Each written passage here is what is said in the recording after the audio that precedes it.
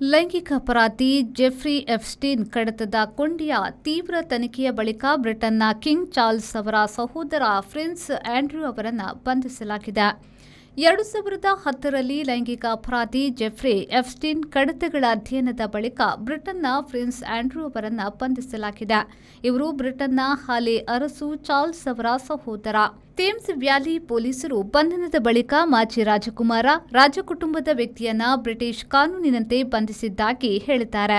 ಆದರೆ ಹೆಸರು ಬಹಿರಂಗಪಡಿಸಿಲ್ಲ. ಆದರೆ ಮಾಧ್ಯಮಗಳು ಆಂಡ್ರ್ಯೂ ಅವರ ಹೆಸರು ಮತ್ತು ಫೋಟೋವನ್ನ ಪ್ರಕಟಿಸಿವೆ. ಸರಿಯಾದ ಲೆಕ್ಕಾಚಾರದ ಮೇಲೆ ಪೊಲೀಸರು ಬಂಧಿಸಿದ್ದಾರೆ. ಈಗ ತನಿಖೆ ಆರಂಭ ಮಾಡಿದ್ದಾರೆ. ಆಂಡ್ರ್ಯೂ ಮೌಂಟ್ಬ್ಯಾಟನ್ ವಿಂಡ್ಸರ್ ಅವರು 2010ರಲ್ಲಿ ಲೈಂಗಿಕ ಅಪರಾಧಿ ಜೆಫ್ರಿ ಎಪ್ಸ್ಟೀನ್ ಜೊತೆಗೆ ಯಾವ ಬಗೆಯ ಹಣಕಾಸಿನ ವ್ಯವಹಾರ ಹೊಂದಿದ್ದರು ಎಂಬ ತನಿಖೆ ನಡೆಯುತ್ತಿರುವುದಾಗಿ ಪೊಲೀಸರು ಶರಾತಲ್ಲಿರುವುದಾಗಿ ಹೇಳಲಾಗಿದೆ. ಬ್ರಿಟನ್ನ ಕಾನೂನು ದೇಶದ ನ್ಯಾಯಪರತೆ, ಸಮಗ್ರತೆ, ನೈತಿಕತೆ ಬಗೆಗೆ ಏನು ಹೇಳಿದೆಯೋ ಅದರಂತೆ ತನಿಖೆ ಮುಂದುವರಿಯುತ್ತದೆ ಎಂದು ಪೊಲೀಸರು ಹೇಳಿದ್ದಾರೆ.